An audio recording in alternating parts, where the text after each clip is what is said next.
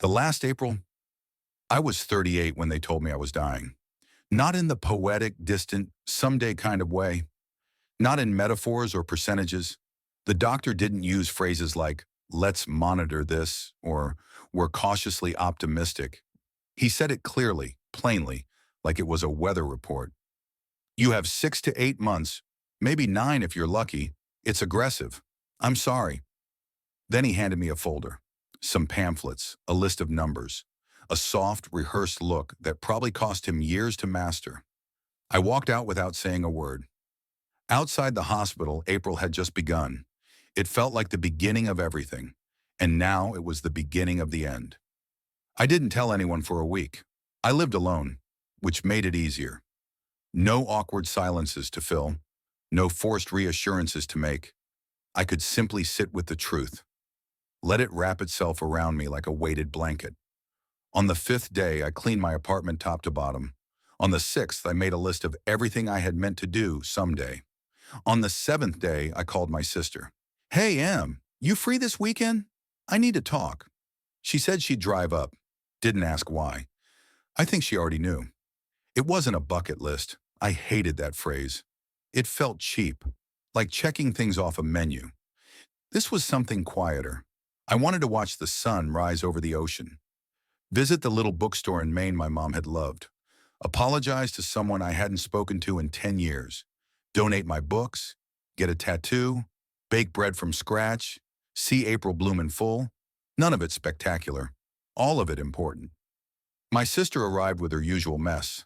Snacks, half-charged electronics, and that contagious energy I'd always admired. When I told her, she didn't cry. Not then. She just held my hand and said, okay. Then we live like hell until it's time. She stayed for 2 weeks. We laughed more than I thought possible. I forgot for hours at a time that I was dying. Some days were just good. I'd sit at the park and feed birds. I'd smile at strangers, and some would smile back. I started journaling again. Pages full of nothing but thoughts I never gave myself time to write before. One entry just said, today the sky was very blue. That was enough. I wrote letters. To friends. To old teachers. To people I loved but hadn't known how to say it. I sold things I didn't need. Donated more. It felt lighter, simpler, like I was slowly unburdening myself. I kept the apartment window open every night. The air smelled like rain. I slept better than I had in years. The tattoo. It was small, inside my wrist. Here, still. The artist asked what it meant. I smiled. A reminder. It was the only one I ever got. I still look at it now, when my hands shake. The pain started mid-July. Subtle at first, then sudden. Heavy. I spent more time in bed. Friends came by with food, stories, their dogs. Em moved into the spare room. I stopped trying to hide the decline. I let them see. It wasn't weakness. It was honesty. In early September, they took me outside in a wheelchair. The leaves had just started to turn. I sat in the garden behind the hospice, wrapped in a blanket, watching the wind play with dying things. And still, it was beautiful. Everything ends, I whispered, but it ends blooming. I woke early. The nurse said I'd been quiet all night. Calm, peaceful. The window was open. The sky was pink. Em was asleep in the chair. I watched the light shift across the ceiling, and I thought, it's April again. Everything and nothing. At 32, I thought I'd won. I had the job. 6 figures, remote. My name on a product people actually used. The corner apartment with the city view. A fiancé who looked at me like I was magic. Friends who showed up. Parents who were proud. I woke up every day with a quiet confidence that I had made it. I posted motivational quotes. I ran before work. I remembered birthdays. I tipped well. I thought I was solid, permanent. Turns out no one is. It started with a merger. The company I worked for got absorbed by something bigger, more corporate. They smiled and called it an exciting evolution. What it meant was layoffs, reorgs, restructuring. Suddenly, I wasn't the guy who built something useful. I was overhead. They offered a severance package. I told them I'd think about it. They told me I had until Friday. I didn't sleep that night. I didn't tell her, my fiance, not then. I told myself I was protecting her, that I'd land something else quickly.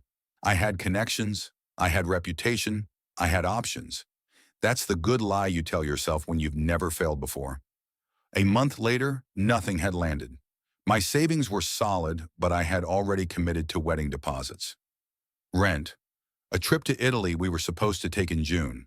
So I started to borrow. Credit first, then from friends. I got good at pretending. Still woke up early, still shaved, still worked from home on nothing at all. She'd kiss me goodbye in the morning.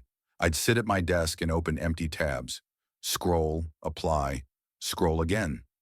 I stopped replying to texts, stopped calling my mom. I felt like a magician whose tricks no longer worked. She found out. I don't know what I expected. Anger, tears, screaming maybe. But it was worse. She sat down very quiet, looked at me like I was someone else, someone smaller. She moved out that weekend, didn't take the ring, didn't need to. That month blurred. I drank too much, ate too little. I started sleeping in. I stopped opening the blinds. The money ran out faster than I expected. The apartment? Gone. The car?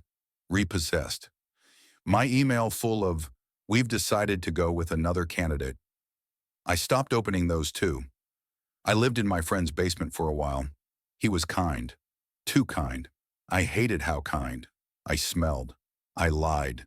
I said I was interviewing. I said I was fine. Eventually, even that ran out. I found myself at a shelter holding a trash bag full of clothes and a copy of my resume folded into quarters. That was the night I cried for the first time. Recovery wasn't cinematic. It was dull, humbling. A job washing dishes, a shared room, group therapy, unlearning pride. I got a library card. I read a lot. I journaled. I went to meetings. I apologized to people who never owed me anything. And slowly, painfully, I started to feel real again. Now I work at a local community center. I help people with job applications.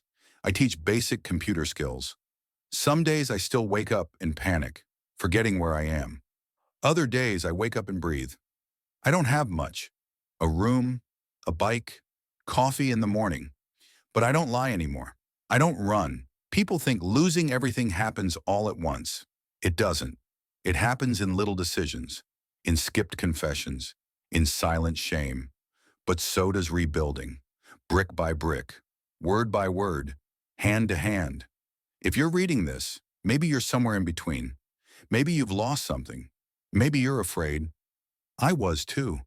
But I'm still here, and so are you.